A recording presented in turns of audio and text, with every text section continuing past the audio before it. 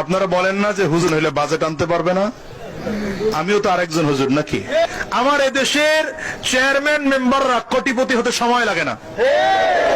কেমনে কোটিপতি হয় পদ্ধতিগুলো আমি বলবো, আজকে বলে যাই, কারণ এগুলো বলা আমাদের কাজ।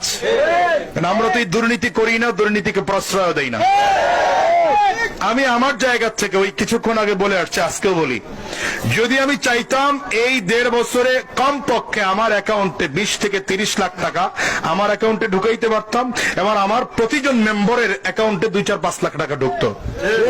আমি আমার ছোট্ট ইউনিয়নের ব্যাপারে বলছি, কিন্তু আপনি ওইটার ধারণা দেবেন এখানে 4 গুণ 5 গুণ। সেটা কিভাবে?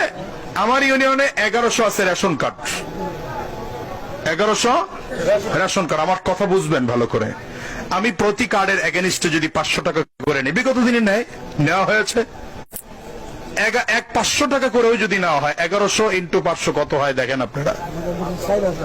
হ্যাঁ, 5.5 লাখ টাকা, প্রায় 1000-এর উপরে আছে টিসিবি কার্ড। প্রতি কার্ডের এগেনিস্টে যদি 1000 টাকা করে নেওয়া হতো, তাহলে এখান থেকে 10 লাখ আসে। এইভাবে ইনকাম আসে। বিজিডি কার্ড আমার ইউনিয়নে 170টা। যদি প্রতিটা বিজিডি কার্ডে বিগত দিনে 4000-5000 টাকা নিয়েছে, 5000 টাকা করেও নিতাম, কত আসে হিসাব করেন আপনি? এরপরে বয়স্ক, বিধবা, মাতৃকালীন ভাতা কেউ কোনোদিন টাকা ছাড়া করতে পারেনি, অথচ সরকার সুবিধা দিয়েছে টাকা ছাড়া করবেন আপনি। 1 টাকা খরচ নেই আপনার, অথচ আপনাকে চেয়ারম্যান মেম্বারকে 500 টাকা, 1000 টাকা, 5000 টাকা পেমেন্ট করতে হবে। এরপরে আপনাকে এগুলো দিবে। সরকারি ঘর বরাদ্দ হচ্ছে, সরকার আপনাকে 70,000 টাকা দিবে ঘর করার জন্য।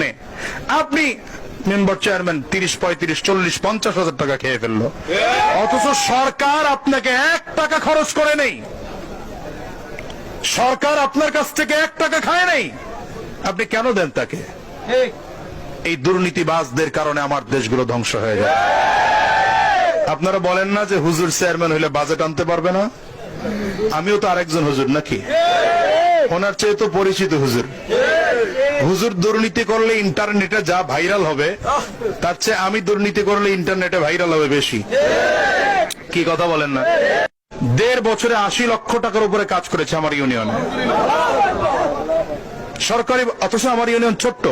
আপনাদের এখানে 30,000 ভোটার, আর আমার ইউনিয়নে ভোটার মাত্র 6,500। অনেক সিটি থেকে এটা নিয়ে গেছে, সেই হিসেবে বাজেট কম পাই। জনগণ কম থাকলে বাজেট কম আসবে, জনগণ বেশি থাকলে বাজেট বেশি পাবেন। আর এটা ঢাকা বিভাগের মধ্যে আপনারা, সুতরাং বাজেট অনেক বাড়বে। তো আপনার 1 বছরের বাজেট লাগে না এই রাস্তাটা সুন্দর করে দিতে, অথচ ধুলাবালির মধ্যে